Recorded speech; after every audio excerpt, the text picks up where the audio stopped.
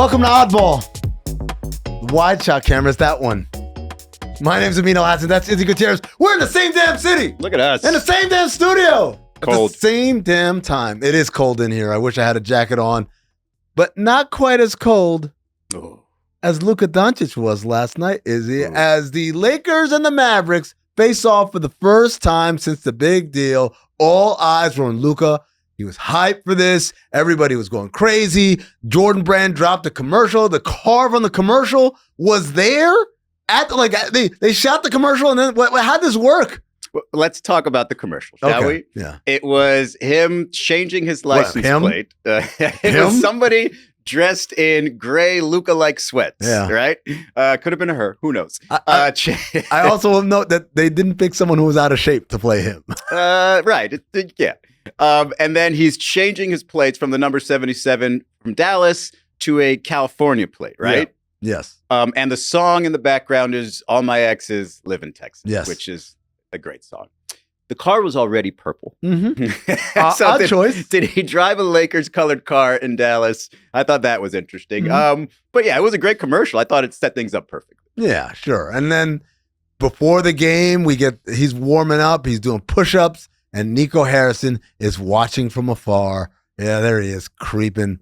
So my first thought on this, by the way, him doing push-ups for missing the half-court shots, I imagine in practices, LeBron's bets are even like more extreme. Hey, you miss a half-court shot, it's 3 laps, and it's secret ways to get him in shape. I thought you were going to go with was, what do you think Luka's punishment for missing the half-court shot was in Dallas? Absolutely. Crack a beer? Yeah, maybe? Only half a beer after the game. But yeah, I think it was kind of a sneaky good move for Nico Harrison. Like, I know, and you informed me of this before the show, that he is at all the games, all the road games, Nico is. But you could have understood if he skipped this one, right? Didn't want to take this beating. However, a couple things. One, he was in LA. They love him there. So it wasn't too bad for him to be there, but also just for him to be able to take the daggers from Luka and not having to have Luka go through Jason Kidd, right? Send his hatred through Jay Kidd or through his former teammates. It's everything. Everybody knows it's directly at Nico there. So I thought that was a pretty good move by him, just to be in the forefront, be present, not hide in the back, and just kind of take the daggers for his team. The human meat shield. That's what he did. As well he should be, right? He went out there and he laid his life on the line to sacrifice for everyone else. I want to say, I'm disappointed, hugely disappointed by one thing that happened or didn't happen in this game, which was I wanted Luka every time he made a shot to do this, to just start squinting like, he said, oh, there he is over there. Yeah, what's up now, Nico? What's up? How you like it now, right? Like, instead, he just kind of like never even tried to find him because he was in the crowd. God knows TNT knew where he was. Yeah. And we got a million. I've never seen more of Nico in my life, and I've seen him in person. But like this was overkill, I thought, from the broadcast standpoint. But at the end of the day, oh man, I just got alerted today that I say at the end of the day a lot. Really? And now it stings. At the end of the game, though, Luka ended up with a triple-double. The Lakers won 107-99, which, by the way, if you're keeping track at home, hot streak. One. Right. We have a hot streak of 1. Barely. He's the first Laker since Kareem recorded 15-plus points, 15-plus rebounds, 10-plus assists, 2-plus steals, and 2-plus blocks. I mean, you know what? I'm going to laugh at that shoehorning a little bit. But I want to go back to Nico for a second because you mentioned how much they showed him. The more that they show him, the more it forces you to think about how stupid this effing trade was. I don't know. Like in our pre-production meeting, one of our producers, Hank, said this, and I was like, that's exactly how I felt, which is multiple times in the game, I just found myself saying, Jesus Christ, how does Luka Doncic a Laker? Like, it just doesn't make sense. It's this whole, like, the more you think about it, this was Nico's thinking, right? I'm tired of this winning. We need to win differently. I mean, conference finals and then NBA finals. So if you want to say that the dude was like out of shape, okay, so your thinking should be, you know what? We can do so much as soon as he finds the reason. Whenever he finds the reason to get in shape. Here's the other thing. Keeping it quiet. Again, people have talked about this, but it's so bleeping stupid because if you want to talk about something that could push Luka to the brink and say, all right, fine, maybe I should get in shape. That's the last. Maybe those trade rumors would have done it. Maybe those, instead of proving him wrong or proving Nico and the front office staff wrong while in a Lakers uniform, he could have just proven them wrong while in a Mavs uniform. And the part, again, that people talked about a lot, alienating the fan base to the point where you only have one option, and that's to win at a blinding level. Otherwise, you're going to be, as you talked about the Dominique Wilkins comparison, the Atlanta Hawks, a organization for decades. Especially in the place where it counts the most in terms of revenue generation, attendance, right? So I thought of two examples. One is Dominique Wilkins. We just had the 31st anniversary a couple of days ago of him getting traded in the middle of the season. What'd you do to celebrate? What's up? What'd you do to celebrate the anniversary? I made a video for Instagram. There you go. More than I did. So he got traded in the middle of the season for a team that was number one in the conference at the time, right? And this was an NBA landscape that was wide open because Michael Jordan had retired. There was a feeling like, hey, now it could finally happen. And they traded him. He didn't ask to get traded. He got traded. And the other example is DeMar DeRozan. DeMar DeRozan was also similarly a fan favorite. That team had been to the conference finals a couple of times, lost to LeBron every single time, and they made the trade for Kawhi Leonard. In both of those cases, Izzy, there were teams that felt they had hit their saturation point. We've come up against this barrier again and again and again and never broke through. We've got to do something different. In the case of the Hawks, they did something different and ruined everything, right? They were a good team for the next 5 years after that deal, but ultimately never really reached the heights that they were searching, and then they lost their crowd as well. Yeah. In the case of the Raptors, they won the championship, but then Kawhi Leonard left at the end of that year. And both those players were older. And both those players were older.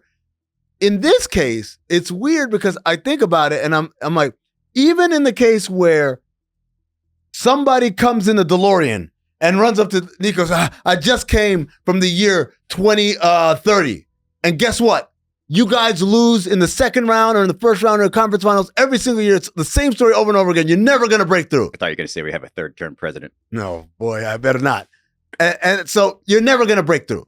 Like, this is how it's going to be from here on out with this guy. Good enough, but never great enough, right? Even if that were the case, Nico Harrison is now armed with information from the future, from an almanac, a sports almanac that Marty brought with him, right? The future. Yeah. You still, you say, let me save myself from this grief. I'm going to go ahead and just pull the plug now while I have providence of knowledge that the rest of the league doesn't have. Isn't this the time you do it and you sell high and you get every last thing you can? It's like he got the type of return of what we would imagine 5 years from now where it's like, yeah, buddy, this isn't working. Yeah. It's like he took the Lakers front office staff with him and said, hey, come check, Rob Pelinka, come check out the future with me. And even Rob came back and was like, you know what? You're not getting Dalton Connect because the future is terrible. But what does that future have to look like for Nico to be vindicated? Because I was thinking that it would have to be, a lifetime or a career just full of injuries. But those injuries specifically have to be injuries that happen because you are not in shape, like a muscle pull, something like that. If somebody just smacks him across the knee or the head, or he gets a concussion, or, lands on somebody and turns an ankle regularly, that's not vindication. That's just basketball. It happens. Now, see, here's where I disagree, because we had this conversation earlier in the pre-production meeting, and I was thinking of all the positives that needed to happen for Dallas in order to be vindicated. They got to win a title. I don't think that's enough. They win a title, I think people are still upset and hurt. They win 2 titles, right? Maybe they're a little less upset and hurt, but still there's a part where, like, Luka, that was ours, right? Like that's like the Dallas Morning News front page said, he was ours, right? The only way it happens is in the most negative of fashions, which is Luka Doncic breaks down. And if Joel Embiid has taught us anything, nobody cares how he breaks down, right? It was he's always hurt. Joel Embiid has 2 facial fractures, right? He had a broken foot. Like, there's a bunch of things that happen to Joel Embiid have nothing to do with him being fragile or out of shape or whatever it is. He just got hurt, right, because of freak accidents. I think if Luka Doncic breaks down over the next 5 years in a myriad of ways, doesn't matter whether they are born of lack of conditioning or born of a freak accident, I think people will then say, oh, okay. In the same way that I'll give you another example, Brandon Roy in Portland, remember? Yeah, he was great. He was awesome. One of the best 2 guards in the league. That ended up being kind of a neat condition, though, right? But that was the thing. It was like, all right, now it's time for his extension. And the Portland Trailblazers front office was like, I don't know if I want to pay him. And everyone's like, what? How can you not pay Brandon Roy? He's awesome. He's the only best thing about your team. And they didn't pay him. And then he ends up, what happens? He breaks down because that's what their medical people. But that wasn't somebody out of shape. That was medical information. And so the medical information you're getting back on Luka is probably his cholesterol. Like, it's not, you know what I mean? Get him on Lipitor. It's not something that you can predict, because look at his body type. Look at his, give me somebody in the history of the league at that size that has broken down necessarily, right? The big guys, you can find a good number of them, right? You mentioned Brandon Roy. That's one of them. But again, it's a condition. James Harden? From being Recently. He just made an all-star game. But recently, I mean, like, think about post-Houston, the amount of injuries he had. Because he played a lot, and he played hard in Houston. Then he left Houston, and the biggest thing about him since leaving Houston is really struggling to stay healthy. This is one of the healthiest seasons he's had since he left Houston. Okay. And I see he still made an all-star game, and on the right team still might be able to win a championship. Sure, absolutely. See, and I think that's look, I'm not sitting here saying like the Mavericks did the right thing. All I'm saying is I can kind of see why you could convince yourself to pull the plug. What I cannot see is that's the return you get for pulling. The comparison that I thought of a little bit was the Shaq trade to Miami with the Lakers, because they were clearly at the top of the game. They had just lost in the finals, but they had gotten to the finals. And the difference obviously being they feel like they maxed out winning those 3 championships, and they had somebody else there that they had to choose because there was that friction. Right. So there was at least an idea of, okay, that partnership had to break up at some point. So this trade wasn't that shocking, even though, I was in Summer League in Orlando when it happened. It was crazy shocking. Like, Stan Van Gundy didn't believe it when we told him. Well, I mean, like, it was crazy because... He was the coach at the time, yes, just in case. He wasn't just Stan Van Gundy hanging out. Right. eating which is fun. Doritos or whatever. No, it was crazy. Well, first of all, you're right in that the friction is what precipitated it. Right. If those guys had just a working relationship, they wouldn't have broken it up. They maxed out with 3 titles. But I also argue some of the friction was between Phil Jackson and Shaq, right? The guy in charge saying, hey, be better, get in shape, stop, lingering with that toe injury. And Phil Jackson and Kobe. Yeah. Because Phil left after 04. 04-05, Rudy T was the coach. Right. And so there was a lot going on there that not necessarily of, well, I don't think this team is good enough anymore, which is, in essence, what Nico Harrison and the Dallas Mavericks are saying. Is like, they don't think this is good enough. Which is wild, because they were going in that direction. Exactly. The Lakers were going in the opposite direction. Exactly. They lost in the finals after winning 3. With all the examples we provided, they were all teams that hit a wall of some sort. And this team was still doing their upward trajectory. But I'll tell you, the fans in Dallas might not like Nico. You know who loves Nico Harrison? Laker fans. Absolutely. Take a listen. Thank you, Nico! Thank you, Nico! That's part of why the game lost a little bit of its edge. Like, once it started, I was just like, oh, the tension is just 1-to-1. It's Luka to Nico, and the Lakers sort of embrace that and carry it for him. LeBron certainly wasn't going to let him lose. Hold on. Now, can we talk about this? We didn't talk about this before the show. LeBron played extremely hard beyond like a regular season, even a meaningful regular season I'll game. tell you why. It's because when he went back to Cleveland, that experience with the Miami Heat and their brotherhood and everything that they stood for, and like, they went there, they had his back. He obviously performed as well, and then he got the F out of there. And he knows every other time, because it's LeBron. I'm going to take teammates from other cities and just bring them into my team. Every time he goes either into those cities or that first game against that former team, especially something shocking like this, he is going to absolutely have his back and make sure he does everything possible, even at 40, that Luka does not lose that game. Dude, he was out there on the perimeter playing defense, switching, like active on the defensive end in a way that I have not seen him be active in years in a regular season game. Did it give you hope that they would be able to do something defensively? Because, I mean, could he do that for 4 straight rounds? It doesn't have to be the Mavericks every single time. Can he do that for 4 straight games? Come on, man. Like, that's the part, man. Like, look, LeBron has shown us that he can turn it on. He's also shown us that he's very judicious on when and how often he turns it on, even in the playoffs. Because he didn't do that against Denver. No. Not every game. He had moments, usually in the game that they won. He did it in the first game back after the All-Star break that he sat out. Kind of a statement, right? Mm-hmm. So, like, to me, like, I think this is one of those things where, yeah, can he turn it on? Yes. Is this something that's sustainable in a 7-game series? Not against the Rockets, not against, like, the Kings, but against OKC or Denver or Memphis? No, I don't. It was a name we didn't mention the other day. We were talking about just Vanderbilt as a possible guy who can really sort of be a glue guy defensively, and that between a big and play on the perimeter. It's a good one. Post game though, I mean, Luka was asked about closure, whether he would get it after this game and let the Lakers roll. See what he said. Were you looking for some kind of closure with what happened tonight to allow you to move on? And if so, did you feel like you got that? I mean, the closure is going to take a while, I think. It just, it's not ideal. But, like I said, I'm glad this game is over. It was a lot of emotions. But we go little by little, and every day is better. Every day's better is true because, I mean, first of all, he already looks a little thinner. Maybe that's just the stress. I don't know. Maybe he doesn't know where to eat in LA just yet. But too much green juice. They do have enough time to really get this together. And I'll say this, like, I don't know if he's probably statistically the best teammate LeBron's ever had. Definitely great timing for him as a teammate because he's going to get LeBron 5 or 6 easy shots a game, whether it be, early post up like he did that basically 3-quarter alley-oop layup yesterday, or just seeing him where other guys don't see him.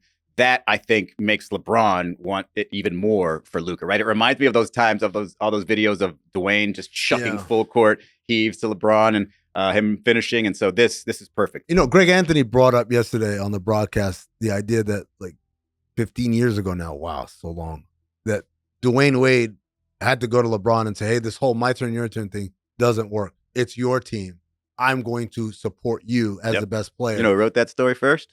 I think he's in the room. Yeah, look at that. Look at me, Louis. Do you think you see LeBron doing the same for Luka? I do eventually. I do, especially, but he needs to see it first. LeBron's not going to be one of those blind faith guys and says, hey, go ahead. Dwayne already knew what it would look like. So if LeBron sees it, make sure that on the defensive end, everybody's still doing their thing and not just following in Luka's patterns that way. Absolutely. All right. So one quick thing I want to get to is an overlooked loser in the entire trade that we haven't discussed at all is Klay Thompson, right? So if you remember Klay Thompson, if you think about Klay Thompson, he signed in Dallas to play with Luka Doncic. And so I wonder if Marty McFly comes in with the almanac in the DeLorean and says, hey, Klay, before you do this, I got to let you know, I can't tell you where he goes, but all I can say to you is Luka's not going to finish the season as a Dallas Maverick. Klay probably would not sign with the Mavericks, right? You're like, what? The guy's going to get traded midseason? I don't want to be here. He would have gone with the other option that he was most linked to, which was the Lakers, which is the bitter irony of why time travel, you can't change the future, because what would have happened was Klay would have been part of the Luka deal. He would have ended up in Dallas anyway. Everything is destiny, ladies and gentlemen. We have no control over any of this stuff out here. What are we doing? The future, Amin.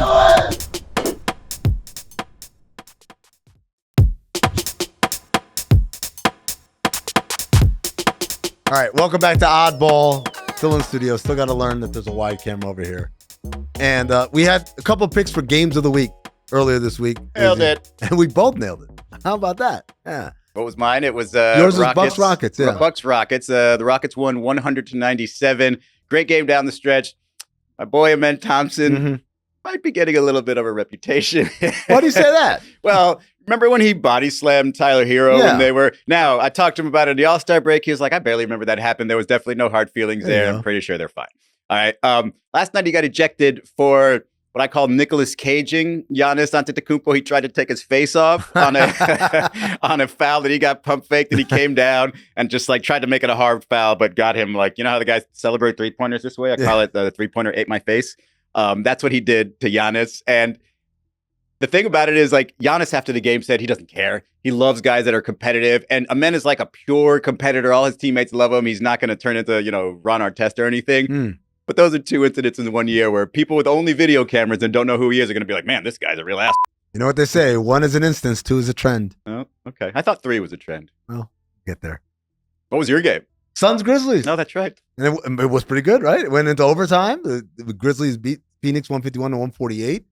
This is a tough one for the Suns, man. It was a weird game, too, because you have Ja was terrible through 3 quarters. Everybody else on his team absolutely super efficient, and then they just wait for Ja to take over, and he beats the Suns down the stretch. It's been the formula all year long. If you look at his numbers, they're very unimpressive, but doesn't tell the whole picture, because he has these spurts where his brilliance is literally the difference between winning and losing. But it got me thinking because the Bucks lost and the Suns lost. Mhm. Who is in deeper right now? Well, I mean, just look at the standings. It'll tell you. Like the Suns are in double deepest because they are in 11th place right now. Yep. The Bucks are, in all likelihood, probably going to keep that top 6 spot. Like they have a little bit of a stretch. If somebody gets hurt, they could fall to the play-in, and that's scary for that team. But the Suns aren't even in play-in position right now. When you think about like just how embarrassingly disappointing that is for that group. And I'm not going to pin it all on Kevin Durant, right? Because he needs his help. And he did seem to choose good situations, whether it be, the teammates in Brooklyn, which maybe there was a little bit of duplication in terms of offensive talent. But this one, again, more duplication. But you should still be able to win with that. And it's just super embarrassing for him and most importantly, that organization. Yeah, I mean, you look at the payroll to pay that much and not even get an outsider's chance of playing in the playoffs, right? And not because, oh my God, these teams ahead of us, they're all so good and someone's got to be the odd one out. Sacramento's been up and down all year long. Golden State pretty much flunked the first half of the season. They gave you your out, or your in, if you will. Yeah, they fronted you like a huge lead. Dallas, we know what's happening with them, right? Minnesota has been a disappointment all year long. Like, there's not one of those teams where you say, wow, they've been playing really well and they deserve to be here, and that's why you're outside. So to lose to other underachievers has to feel like when you're paying what you're paying if you're the Phoenix Suns. And also, by the way, like your results, your bottom line, that's not going to reflect favorably on bringing Kevin Durant back into the fold, right? No. And like, what is it that they need more of? It's not more offense. I mean, like I mentioned last night, everybody but Ja was shooting the ball crazy efficiently. They need to defend. That's the last thing that's going to come when you're not together. I would even say it's not that terrible if they make the play-in and lose and don't get into the playoffs. But not getting in. Be like, what's their pick situation? Pull up Pravoslav. Do they have any damn picks? You pull up Pravoslav. I'm about to find this out right now. It's time for Pravoslav. Pravoslav is presented by DraftKings. Stay tuned because you'll hear more about DraftKings and all it has to offer throughout the show. DraftKings, the crown is yours. Hell yeah. Hell yeah, indeed. All right, you know the rules. Slot machine will generate real DraftKings prop bets from tonight's games. We'll get 3 spins, but once you pass on a prop, you can't go backwards. New little wrinkle, though, because a lot of times we've got stuck on that last one and don't feel great about it. Mm-hmm. If we don't like the last one either, we will just take a parlay of the opposite of all 3, and you got to stick to it. All right? I mean, that. You meaning we. But anyway, let's go for the first spin. Yeah, go ahead. Let them dials dial. By the way, I'm looking up. I got Phoenix Suns draft picks owed right here. Oh, my gosh. All right, we got Tyrese Maxey over 27.5 points. This Philly team has been a disaster. Speaking of disasters, going from the Suns to this team, Paul George himself had a comment on this. Let's listen to what he said before we drag him for it. We've shown no sign of a team that will compete. We just don't have, the habits of a champion or a playoff contending team would have. To be honest, right now, it's a little far-fetched. What's that meme? What do you mean? What do you mean? What the hell do you mean? You are the one who is not showing playoff culture or any sort of ability. How can you have those words when your coach has won a championship, when other people on that team have made the playoffs with that same team? You are the culprit, my man. And I love Paul George, but come on. Everybody has to be rolling their eyes at him in that organization. Yeah, we're just trying to find the guy who did this with the hot dog suit on. Yeah, I know. I'm definitely not. I'm skipping on this one. You are? Okay. I was going to say, that said, I feel like Tyrese is going to go crazy, but we can move on. By the way, the Suns' first round pick, Houston has a right to swap. All right, next one, we got Jason Tatum over 6.5 assists. They play the Pistons in Detroit, plus 110 for this happening. Celtics have won their last 12 games against the Pistons. I don't know how many assists Jason Tatum has had in those games. What do you think? He had 11 assists, I want to say, his last game out. Okay. So regress to the mean? Yes. Let's go. Skip it? Yep, skip it. Give me one more. What if we have to do the parlay? I don't want to do the parlay. I think we might have to do the parlay. How big of a rebounder is Shai Gilgeous-Alexander? You got him under 4.5 rebounds. It's minus 160. It's pretty decent. Let's take it. I don't want to do the parlay. Yeah, I don't want to do the parlay. I'm taking the under. Let's We're take the taking under. it. All right. Sorry, Shay. Sorry, Suns. Oh, hold on. We might have to re-record the whole podcast. Paul George announced that he will be taking a break from podcasting Oh, God. to focus on making a push to compete for a championship. Quote, I want to let the Podcast P family know that after today's episode with Dwight, I plan to take a break from the pod just to focus on getting my body right, mentally right, and, help the squad make a push towards our goal to finish the season, give ourselves a chance to be in contention to compete for a championship. Can you believe it? But first of all, let me just say this. Finally, an acknowledgement that podcasting is hard and takes a lot of effort, right? Because it's something we do. But the way Paul George talks about doing the podcast, it feels like it does, like it almost did take up half of his mental energy. Serious question. Serious Serious Serious Okay. question. You see that quote with a quote like I just got done taping our episode of Oddball. We're done. We're like, okay, cool. Everyone have a good weekend, whatever. You see that quote. I read it out loud first before we heard the audio. More unbelievable that was a real quote or that Luka Doncic got traded to the Lakers. Because that's where I'm at. Yeah, I mean, look, I don't know who, and I'm sorry for the Podcast P family. Very sad day. I don't know who convinced him of this, but he actually had to say to himself, oh, yeah, they're right. It's taking too much of my energy. Or he's just saying, hey, I've been doing so bad this year. Maybe it's a podcast. Maybe it's not. I'll just get rid of it for a while. But to actually just go ahead and give up on it, not do it less, not just putting it away for this like end of season run to maybe the play-in. I don't.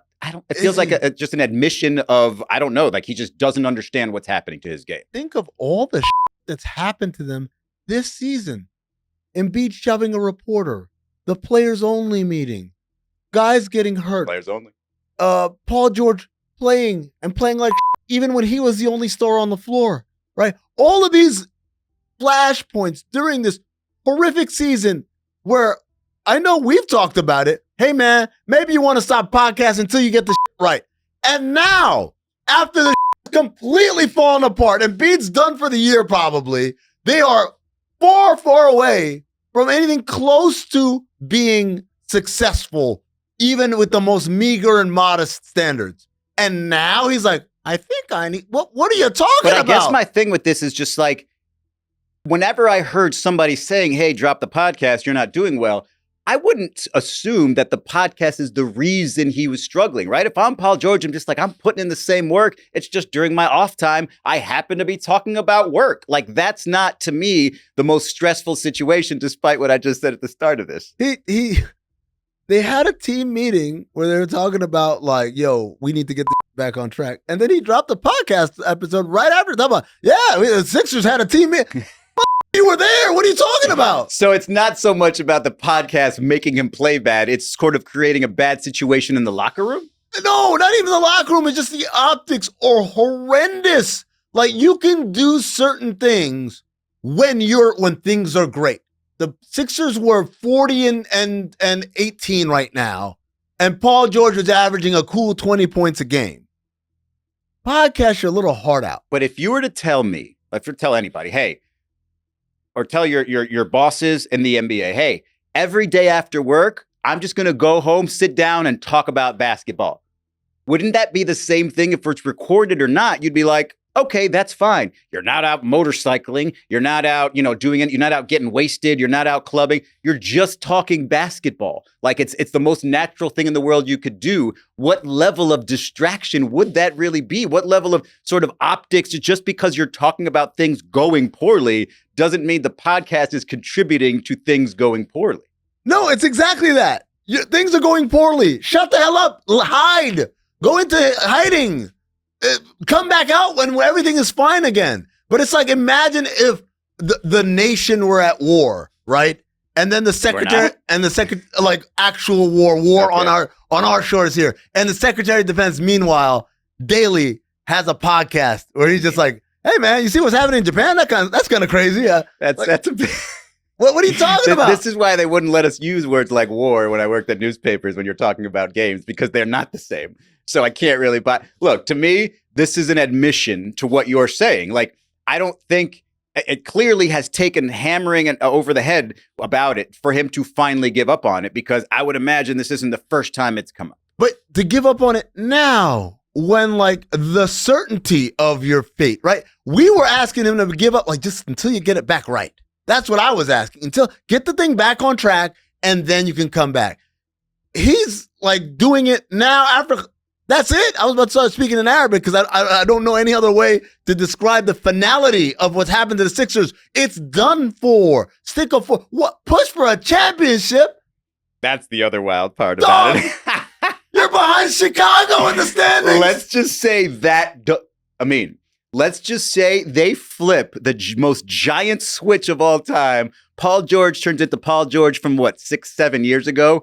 He can never come back to podcasting again. Like, it would be clear that he could never go back because it sucks his powers all from him. Hot take. You're Paul George. Paul, listen to me. This is what you do. Play worse now. And then, like, I need my podcast. I need the podcast to keep the levels high.